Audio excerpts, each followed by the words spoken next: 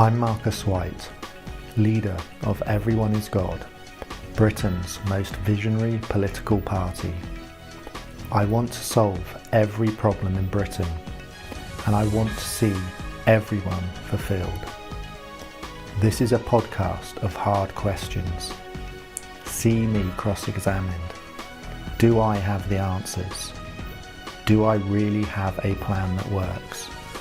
Ask your questions and decide for yourself.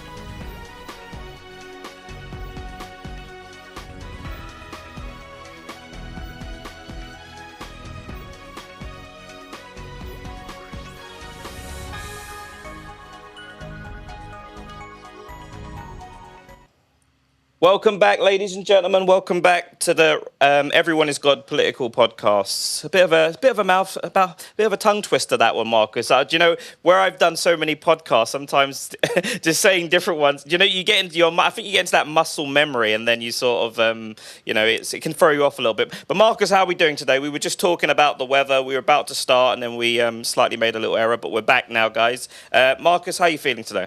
I'm really good. I'm looking forward to all your questions, and I hope we can engage with some people from the public and take those difficult questions.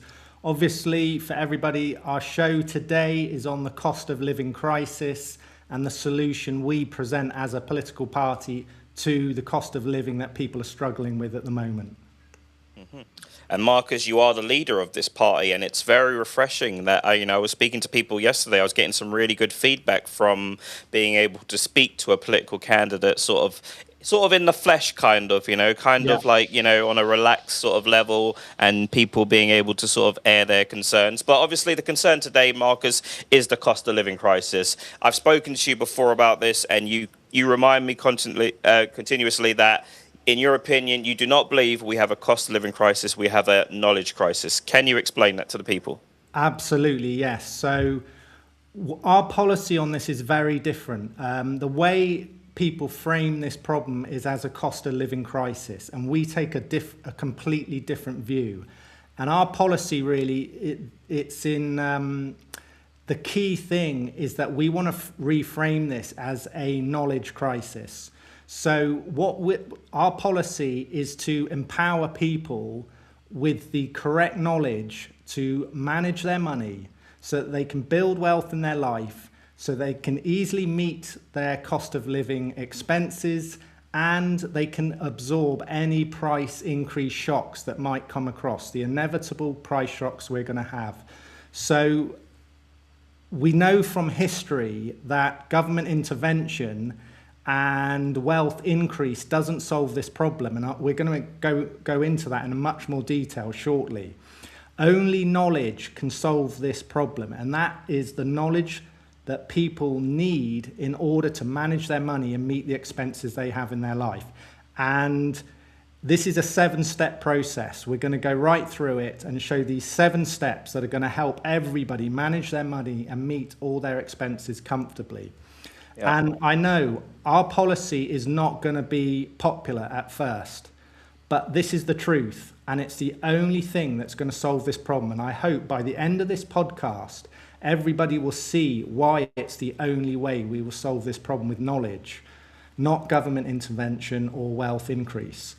And, this is why I'm quite happy. I will always speak the truth to the British people, even if it's not popular. And this way we'll get to the answers that we need. Mm-hmm. Do you know, Marcus, that's very interesting what you said there. I spoke to someone yesterday, and I said to them, they were talking about money, and they were talking about people struggling in general. And I asked that person flat out, I said, do you think people are still spending on luxuries that they probably don't need? And she very honestly answered, yes. So a lot of the knowledge comes into that, and that does make sense there. So Marcus, you're against the government stepping in and wealth redistribution. Yes, exactly. It's not that I'm against it. I'm just saying it doesn't work. The current policies that governments have and always have just don't work. We know from history that government intervention and wealth increase does not solve the cost of living crisis. And there's a very simple historic proof of this. Since the Industrial Revolution, Economic historians estimate that our wealth has grown 45 times. Not 45%, but 45 times. We are 45 times richer now than we were in the 1600s. And back then, the country met their cost of living expenses. So if we're 45 times richer now, why do we have a cost of living crisis? So the answer is that people's expectations and spending always outgrow the historic increases, the massive increases in wealth that we've had. And this simply proves that increasing wealth and government intervention doesn't solve the problem. It's only through people managing their money that we can actually solve this problem. And, you know, this is what we're about as a party. Once people learn how to manage their money and the power of investment, then this problem can be finally solved. Okay, I hear that. So, you know, what about people that say, look, the government, they keep getting involved in wars, inflation, all these types of things that can have like a drastic sort of, you know, it has drastic effects on the common man. Like, you know, we're just looking at petrol prices right now, you know, these wars abroad and stuff. So what about people saying, look, we didn't ask to go for any of these wars. You know, you've created all these wars and now it's costing us money. So history proves there will always be price increase shocks. Anybody who thinks they can go through their life without seeing price increase shocks is just not learning from history. The only way you won't see price increase shocks is if magically we resolved everything in the world, everything's peaceful, you've got no dictators or no geopolitical events happening that affect prices, and this is completely naive. So part of our education and our policy is to be absolutely clear with everybody. Price shocks will happen. At some point in your life, price shocks will happen, and history absolutely proves this.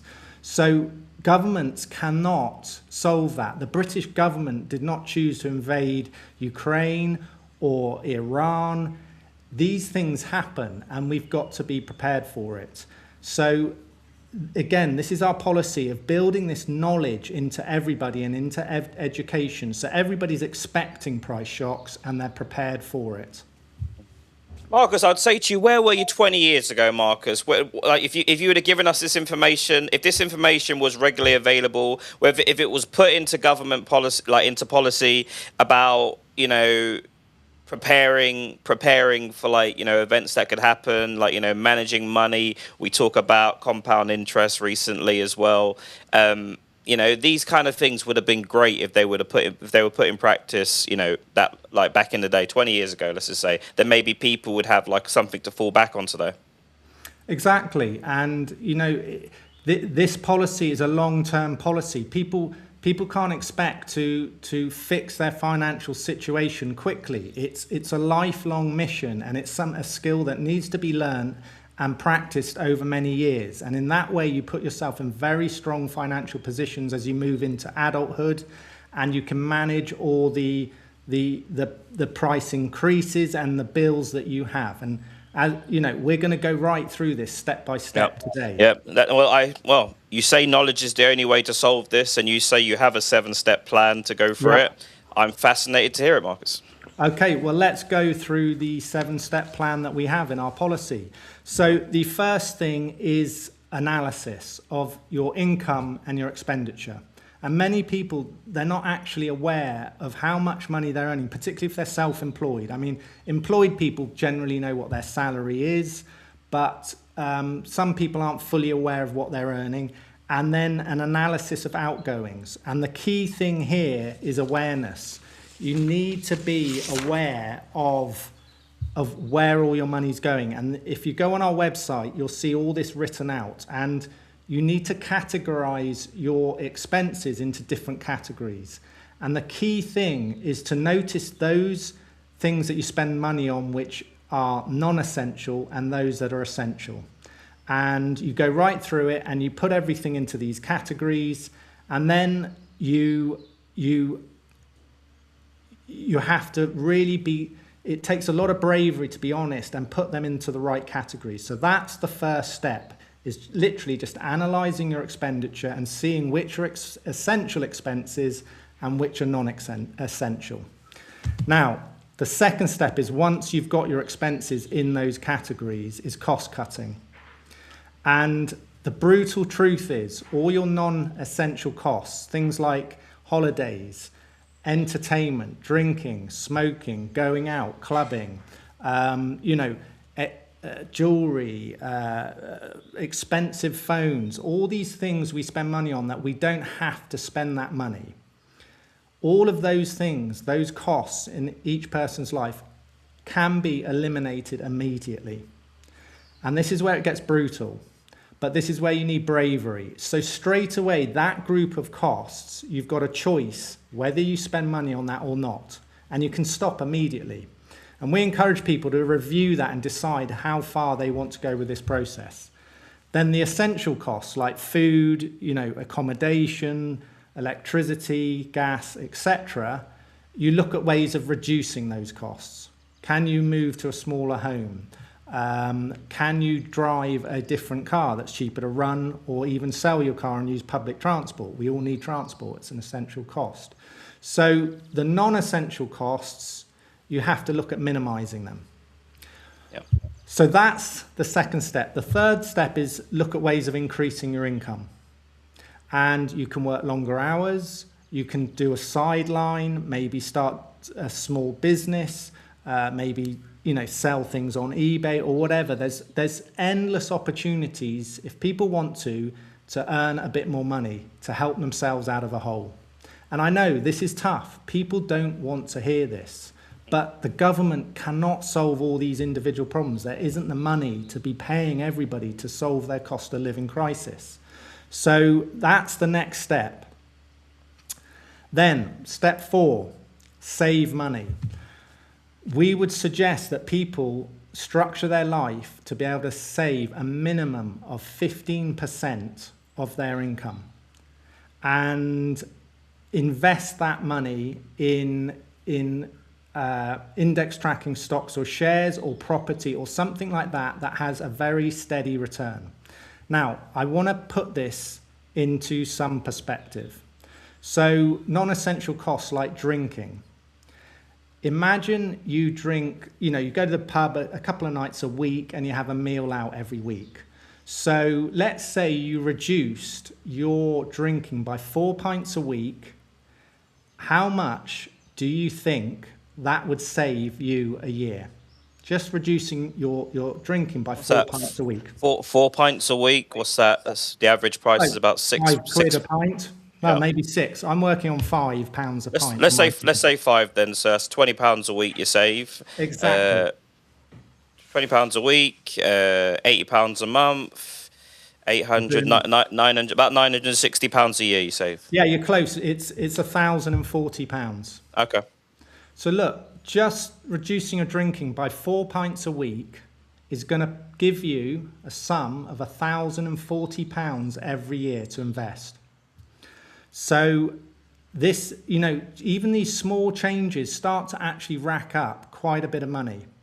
And if you extend this over many years, you're talking large sums of money. Yep.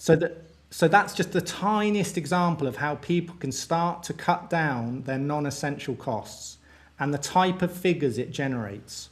And again, if people actually do this analysis with their money, and when we say analyze your costs, we mean go through your bank statements and allocate it to these different categories. You'll see it on our policy if you want a template for this, the categories to put it into. You'll start to see how much leeway you have in reducing your costs and how those figures build up. So that's step 4, is save money. Then step 5, invest. Now, imagine, Brad, you reduce your spending by 4 pints a week, okay? And you were going out for a meal twice a week, say, at £20 a meal, just £20, not a really expensive one, a £20 meal. So you say, look, I'm going to go out once a week and have one meal at £20 and save £20 because I'm not going out for the second, and I'm going to reduce my drinking by 4 pints. That is £40 a week. you're now less costs, £40 a week. So if you did that for 40 years over your life, from 20 to 60, okay, and you invested that money at 7% return, how much do you think you would have at the end of those 40 years? Just reducing your drinking by 4 pints and having one less meal out a week. How much do you think you'd have after 40 years? Well, I've been playing with these numbers. It's frightening how high it is. So it's like now you're talking about £60 a week in savings for. No, £40 a week. It's only £40. It's only £40 a week. Pints, 4 pints and 1 meal. £20 on the meal, £20 on the pints. It's £40 a week. That's all you're tucking away. Wow.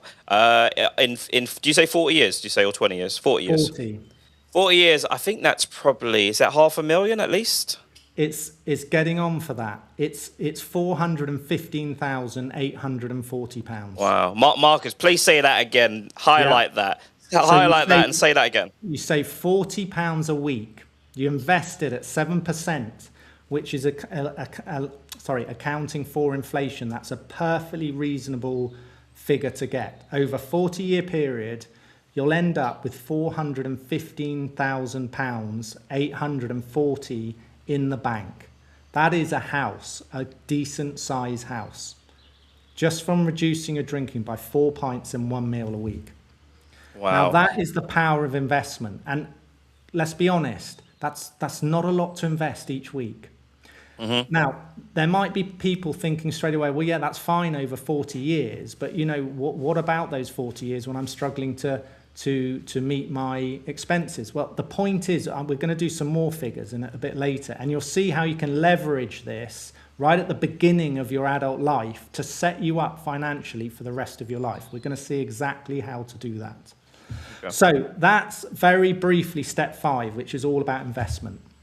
Okay. So obviously we've just touched onto it now.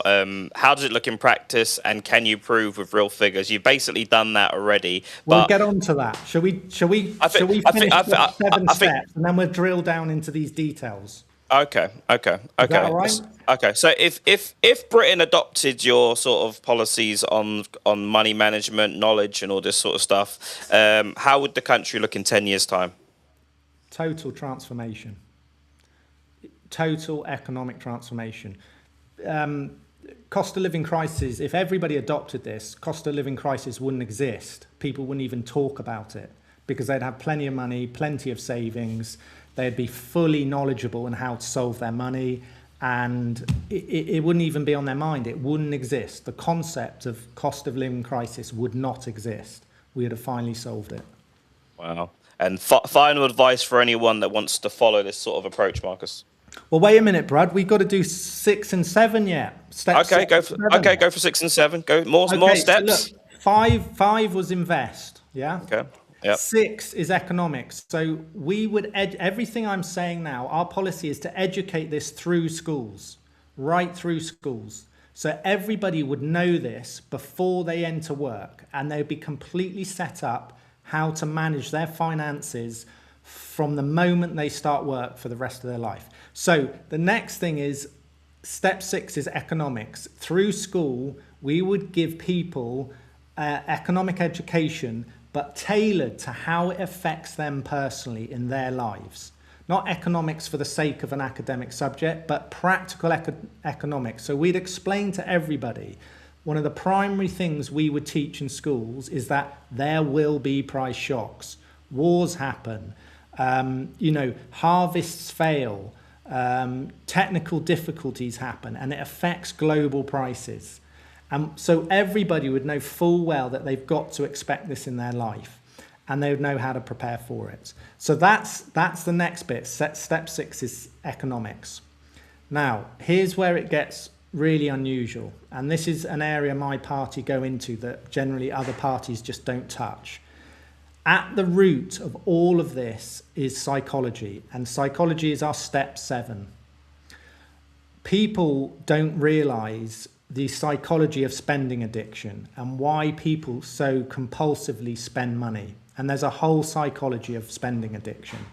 And this is very much at the root of the problem. People compulsively spend money and buy things.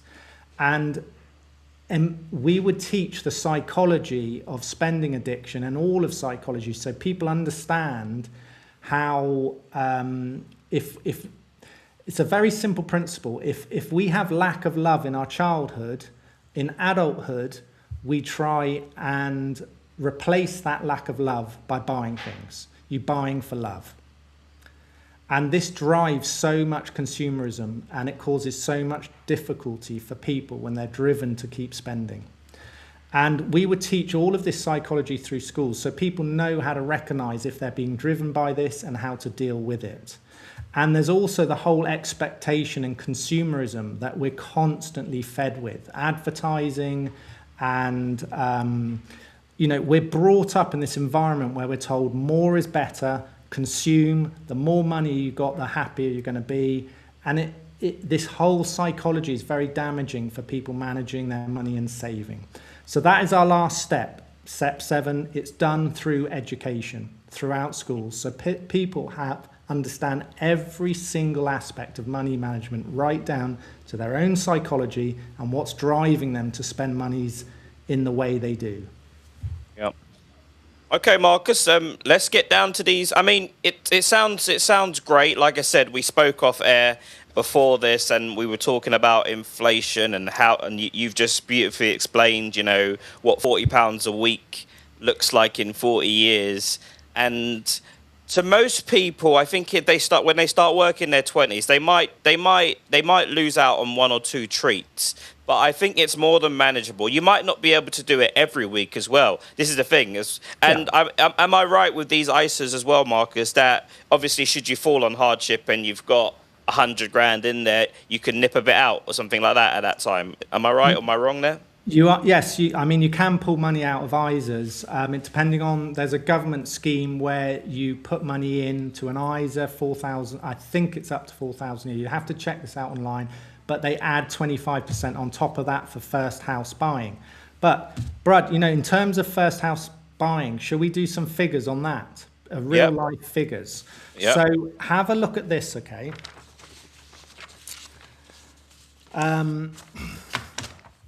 Now, bear with me. Let me just get my notes up. So imagine, somebody starts work at 18 years old and they work full time, and they are aiming to buy a house when they're 25 years old. And they earn minimum wage over this period of time from 18 to 25 years old, okay? So that minimum wage averaged over that time period is something around about £11.90 an hour. So that's what they're earning. And on that wage, you're earning 476 each week, okay? Yep. Now, imagine, let's say they choose to live with their parents and they keeping their costs lower because of that. And they invest half of their total income at 7%. So they're investing £238 a week into an investment over a 7-year period. Okay? Just 7 years, up to the age of 25 when they're going to buy that house. What sum of money do you think they're going to have after that 7 years at 25 years old? I don't know, Marcus. I'm flabbergasted. So, at 7%, the figure's 107,000. Repeat that again, Marcus. Just repeat that. 107,000. But what would they have to do? Just say that to start from right to when we begin with that. They work on minimum wage from 18 to 25. They live at home with their parents and they save half of that. They'll have 107,000 in their bank account at 25 years old from minimum wage. Wow, that's impressive. And people will say, this is impossible. You can't save money in this day and age. But I mean, when you use that perspective and you say, at 18, working minimum wage, if you save half your money, if you sacrifice a lot of people that I know that did sacrifice, were really like scrutinized every single penny, they ended up with a lot more money to invest and put money down for a mortgage. But where some of us are, most of us, we get paid straight away 18, we want to go on holidays, we want to go partying, and it's a very small sacrifice. It is a really small sacrifice. If you think about 18 to 25, that's 7 years. That's not a lot of time out of the, and then after that 7 years, you've got 100 odd grand. That's really good. And, you might have to sacrifice for 7 years, but 7 years will go by in a blink of an eye. And you're 25, you've got 100K. And, we are very blessed to have someone that has the knowledge, guys, that's in here and sharing it. Yes, we will get to the parts where we talk about people that haven't done that and the options and the things that are available for them. But for anyone now 18 years old, working hard, living with their parents, if they follow your example, they will have £100,000 by the time they're 25. That is the deposit for the mortgage. 107,000. Over. So, we need to get this thing out there to as many people as possible. Exactly. This is vital. And why, Marcus? Why do you think this wasn't taught in school? Why is it only rich kids that were taught this? And Rich kids aren't taught this, Brad. Look, I was privately educated. Zero education on this. The people I know in other private schools, zero education. State schools, zero education. Our education policy teaches all of these things. Everything you need to know about adult life. What do we struggle with? We struggle with money. We struggle with family, parenting, careers, things like that. Our education system, relationships, challenges in life. All of our education system will cover all of these things. That's what education should do, and this is precisely our education policy. We would radically change education so people are fully prepared for adult life and they know exactly what they're doing, how to achieve what they want, and the ways they can do it. That's just, honestly, I'm flabbergasted by all this, Marcus. It's really, really fascinating stuff. And it, like I said, Claire, if you do want to come up and put any concerns to Marcus is dying to take some questions from some real people. Just hold on. I'd love to speak to Claire in a minute, and let's do that. But let's just finish this story because we're sort of only at the beginning of it. Okay? Are you telling me this gets better than the 100 grand? Okay, so, here we go. And it also gets tough because, look, so here's a better bit. So we talked about, say it's a young chap who's saved over 7 years. He's got 107,000 in the bank. Now, if everybody's educated to do that, when he meets his partner, she will have also done that. So she's going to have 107,000. So now they want to buy a house together at 25 years old. They've got almost £215,000. They can buy a house outright at 25 years old just by saving half their money and living with their parents for 7 years. Wow. Now, this is where it gets better, okay? Because they now are mortgage free at 25. Generally, people pay their mortgages. So now at 25, they buy their house outright. They can afford an entire mortgage to invest and keep investing what they would have spent on a mortgage. So now they're saving even faster. And in another 7 years, they can easily have, if there's two of them, they're going to have another £214,000 in 7 years. And they can invest that in another house and rent it out, or they can buy a bigger house. And it just keeps going like this and building. When you apply this system, and there's nothing clever about it, yep. If you apply it correctly, you are basically guaranteed to be a millionaire minimum. And really, if you do it properly, you'll be a multi-millionaire at the age of retirement. Without stress. This is a far less stressful way of living. So Marcus, you're actually saying that people on minimum wage, should they make the right sacrifices and they all sort of, they follow your advice, follow your steps, they will be millionaires by the time they are in their retirement age. I'm saying if there isn't total global financial meltdown, and they just manage it sensibly, they will at least be a millionaire at retirement, at least. And they Wow. won't have had to have sacrificed all their life, because they'll preload it at the beginning. They'll Yep. start at the age of 18 with the knowledge we will give them through schooling. Everybody will have it. And that is where they really start to build wealth from 18 years old. And it starts to pay off very quickly and reduce the financial pressure off them, even at the age of 25. So, Marcus, can I be annoying, Marcus? Can I ask you just to explain it from the 18 to 25 perspective, because I feel like that needs to hit home to people, and just explain exactly where they would do it and how they would do it, just from start to finish. So you're speaking to an 18-year-old boy right now that's working. What do you say to him? So what I say to him is, you've got a choice, okay? You can go out partying every night. You can go and, buy clothes and cars and whatever you want, or you can rein in your spending a bit. You don't have to stop everything, but you save a considerable portion of your wealth, and you will start to build large sums of money for investing, which you can then buy a house and create a platform in your life to do whatever you want. Wow. And this is not people earning 50,000, 60,000. No, This is people earning minimum wage and maybe living at their home, and maybe you just have to sacrifice. So Marcus, am I right in saying that it doesn't necessarily, because unfortunately now we're in an economic crisis. Well, we're in a knowledge crisis now that Marcus has explained it to me a little bit.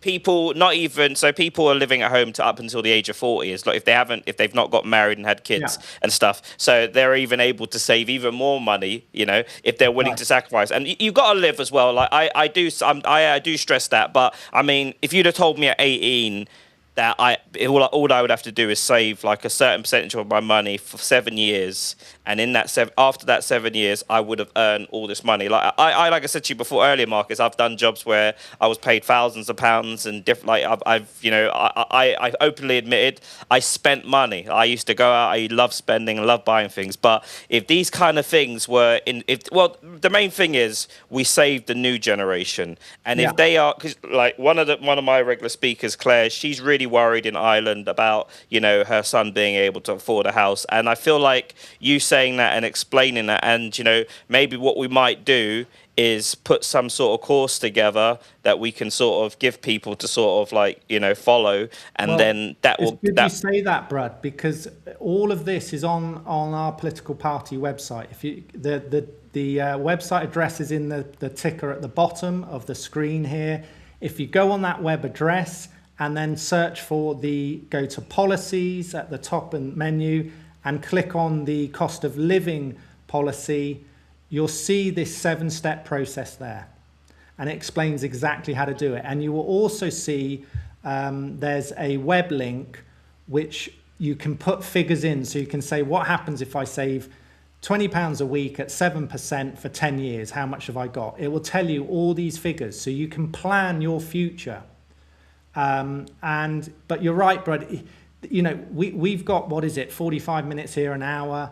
We can't explain everything to everybody in 45 minutes. We would do this through schooling. So their whole life, they're grilled in this. That'd be brilliant. By the time they're 18, it's like second nature. It's completely embedded in British consciousness. Yeah. And so, everybody would say then after that education, if somebody said, "Oh, I'm in a cost of living crisis," I'd say, "What are you on about? You haven't managed your money correctly. Where were you at school?" Yeah, insane. Claire, if you check your messages privately, I've sent you my number. If you text me, I can send you a direct link if you do want to come in when we're finished what we're doing at the minute. Because I think Marcus would love to hear from you, and he has the knowledge. This is the important thing. He has the knowledge, and the fact that you said you could be earning minimum wage and sacrifice for 7 years and have 100 grand in saving. Most people aren't going to comprehend that, but this is about the compound interest, the investing, like like someone like Marcus explaining to you how to do it. This is like. Brad, can I challenge you when you say sacrifice? Yeah. It's our policy isn't even. I wouldn't use that word sacrifice. I would just say manage your spending carefully. This is not about living, without heating and wearing the same clothes for 10 years. You still got room within this method to enjoy life at every stage. We're not expecting people, to live on next to nothing. There's still room to do this. And, there's methods to do it. If you don't live with your parents, you can still do it if you just share a room in a house. There are routes out of this. And another point is really important that I want to make. I understand many people will be watching this and they'll be thinking, yeah, this is fine, but we didn't have this education and we've got a problem right now. How do we solve that? We didn't do this when we were 18. So what's the answer for them? Well, it's exactly the same methodology. If you do this process, you start now building wealth. And it will come right. It won't change overnight. It takes years. But any seasoned investor knows that with time, you can build substantial wealth. And so I know it's tough and it's not what people want to hear, but it's the only answer. It's the only thing that works, and it can work for anybody in any situation. If you're living now and you've met your bills, there will be room to start saving and investing. You just need to know where to look and how to do it. Wow, that's impressive. Have you finished with your steps, your breakdown? I think so. Look, we've done the 7 steps. We've talked about external forces. Yeah, like I can't stress enough. Okay, I just want to reiterate this point. People think that if we went on the street, you and I, and we said, look, if your income was doubled tomorrow, would you have a cost of living crisis? I'm saying we put this question to people who say they're in a cost of living crisis. I bet you nearly everybody would say, no, if my income doubled, it would solve my problems, right? I bet you this would happen. And we should do this maybe one day, Brad. We'll go out on the street and we'll ask people, do you have a cost of living crisis? Yes, I do. Okay, if we doubled your income tomorrow, would it solve it? Well, of course it would. History proves this is completely false. Our wealth has grown 45 times and we still have a cost of living crisis. This proves there's only one solution to the problem, and that is knowledge. The knowledge of how to manage your money. It's proof. This is why government policy of trying to help people with a bill and take £200 or £300 off their bill over the year, this will never work. It doesn't address the problem. It's the knowledge people have and the expectations they want to consume. So, you've got to get to the root of the problem, and it's a knowledge-based problem. Okay, just bear with me a second. I'm just about to get one of my... Okay. I'm sending a link in to one of our guests to come in, guys. And this is Marcus White, the leader of Everyone is God political party, and he is running for Prime Minister, guys. And Marcus, let's just asking you, what possible excuse could there be for not having this mandatory embedded in people's minds going to school? Like, what possible reason would it not be? I just don't understand it. I don't. I mean, this is something that I just can't fathom. There's so many things that are missing in education. Money management is absolutely a core one of that. And obviously we've talked about this. But what about things like parenting? Parenting is the most fundamental job we do in the world. Why isn't there extensive education on it? Most people are parents. Why isn't there extensive education on relationships and conflict management? We all struggle with relationships and conflict. Why isn't there extensive education on this? We have mental health problems. Why isn't there extensive education on psychology and why we have mental health problems and how to fix them? My party deals with all of this. This is exactly how we're structured. We look at the problems we have and we say, how do you solve them? How do you equip people to know exactly what the solutions are to all the problems we have in life? This is why we say our mission, empower everyone, solve everything, fulfill every dream. It's simple stuff. Why isn't it taught? Okay, Marcus, we have a live speaker on. She's going to come on. We have Claire. I don't have to tell you. We have simple rules on here. We just polite and friendly, and we try to look at resolution here, not conflict. Yes. Hello, Absolutely. Hiya, Claire. Marcus. It's Lovely lovely to to meet meet you. you. And yourself, and yourself. I was listening to you the other day. I think it was Tuesday on Brad Seeds Live, and yeah, like myself and Brad Seed and Kitty was talking about it, saying why weren't we taught this in school? Like I went to school in England. I've got an English accent, but I was born in Ireland, and I'm now living in Ireland. Yeah. But we were never ever taught any of this, and I think there's a lot of people now my age in their 40s that I was very lucky. I bought my house at the age of 20, moved over to Fantastic. Ireland. But now I'm struggling big Okay. time. Yes. Lack of jobs, obviously, the cost of living crisis, fuel crisis, minimum wage, money's not going up here. And there is an awful lot of people losing their homes here, me included. Really? My mortgage got sold out by the Bank of Ireland over here in Ireland, and it's now with a vulture fund. Is your house being repossessed? Not yet. No. I'm able to make the payments, but I just don't own the house. Obviously, no one does until they've actually paid it completely. But these vulture funds that are coming into Ireland are literally buying up property, getting us out of our houses. And we're very, very worried. I've been living here in this house for nearly 25 years. Yeah. So it's a Really? big worry. We don't have surplus here in Ireland. Like the cost of living over here is way, way more than the UK. I don't know if you're aware of that, but it's very, very expensive here in Ireland. Even though we are one of the highest in the EU bringing money in, we're not Yes, seeing I it know. trickling You are. down. Yeah. Yeah. Yeah. So we're buggered here now if we've got property in Ireland, because now we can afford the mortgage, but we can't afford to live. We're literally choosing between heating and eating. We don't have surplus here.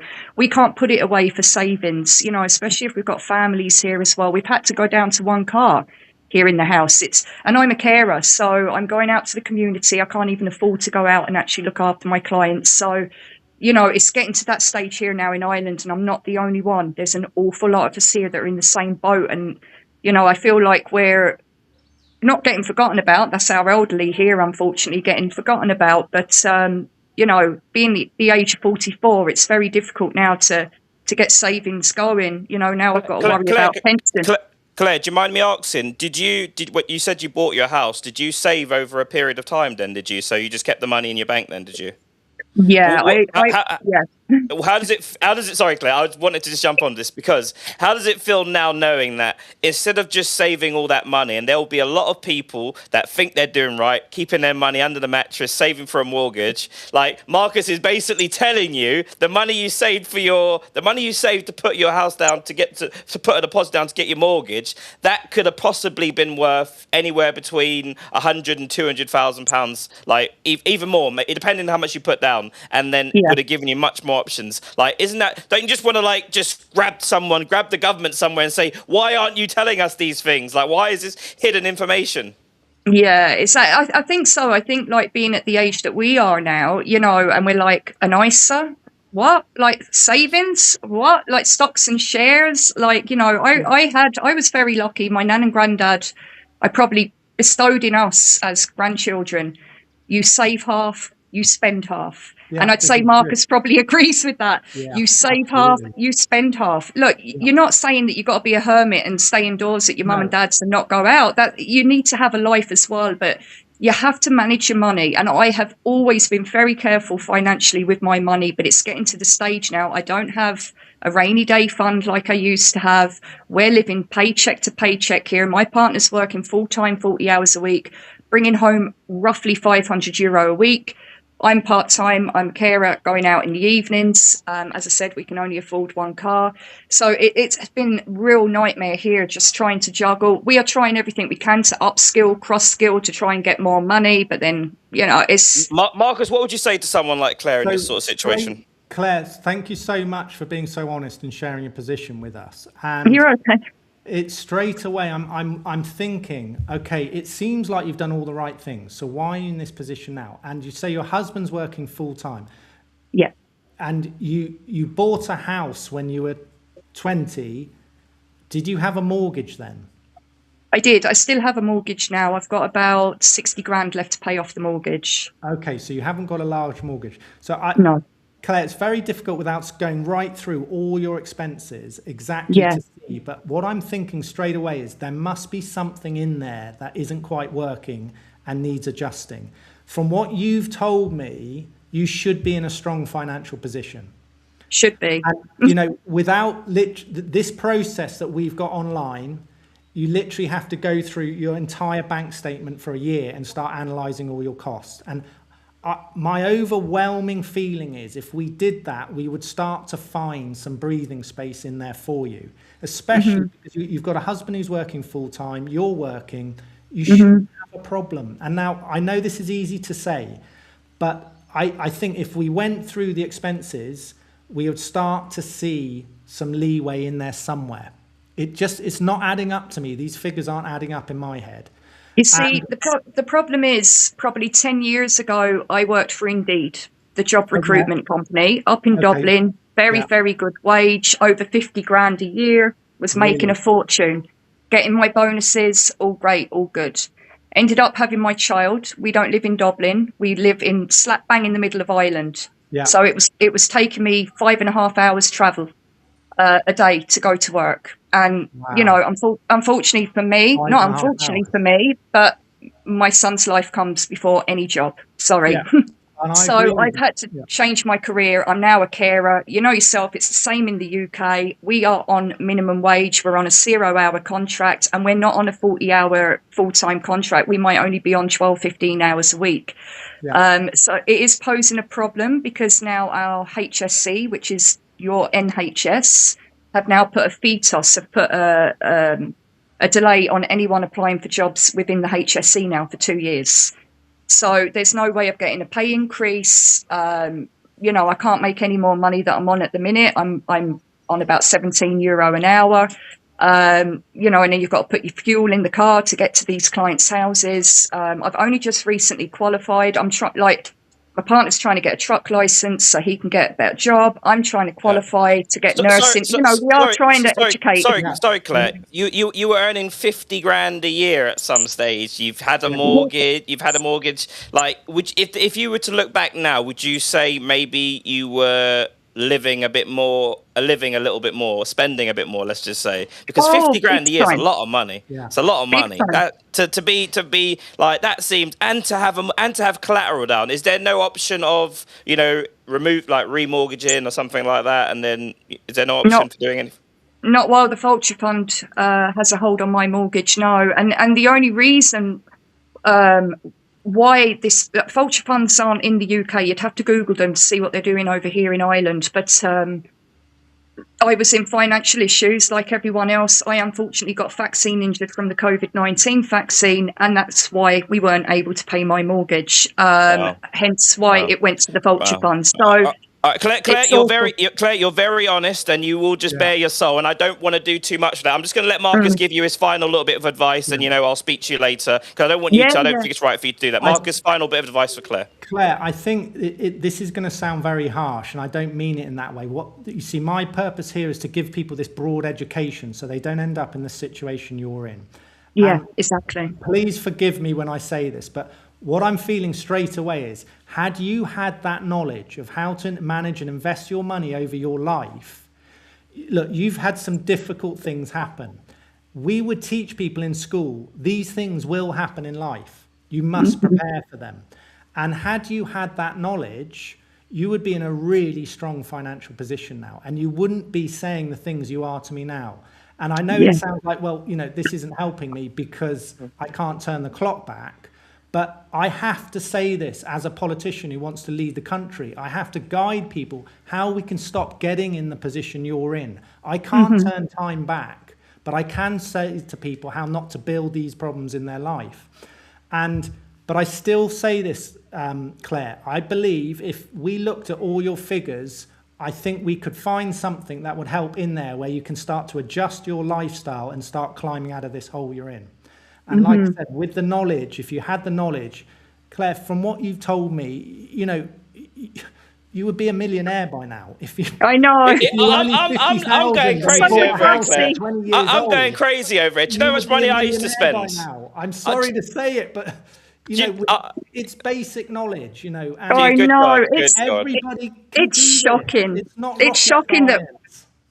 It's shocking Claire? that we weren't aware of it or even Oh, did our no. own research. But I want to do it now for my son. You know, You have he's to. only This is what I 9. was thinking. This is exactly what I was Yeah. thinking about, Claire, just Yeah. for you, because, you know, you're Yeah. very skeptical and stuff. But Claire, Yeah. thank you very much for coming Yeah, in and thank joining you us. so And, much, Claire, you know, for it's being brave it's and always an honor caring. to speak to you, but I don't want you to bare your whole soul. And I know what you're like. You're too honest. I'll speak to you later on the Kitty Show. I On the think. Martin Thank Kitty you Show. so much, Thank you. Marcus. Speak to you later. Thank And the you. best of luck. The best of luck. Okay, and to you as well.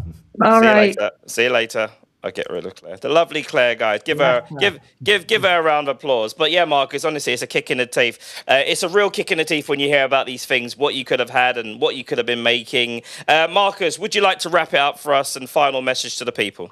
Yes, I think, you know, like I say, everybody with the right knowledge, you can achieve whatever you want. You can invest your money, you can save, and you can create a financial basis in your life that's going to enable you to do whatever else you want with it. And Marcus, I'm going to push you on this. I'm going to get you to make that program for the 18 to 25, 7-year program for people to follow to make 107 grand or whatever it was. It's already on the website. It's already there. Everyoneisgod.com, I believe. Yeah. Guys, thank you very much. .co.uk. Everyoneisgod.co.uk. Guys, Bottom. it's in the ticker at the bottom, guys. Guys, thank you very much. Our next show's on Tuesday, guys. Make sure you stay tuned. Peace and love to you guys. Okay, bye-bye. Thank you everyone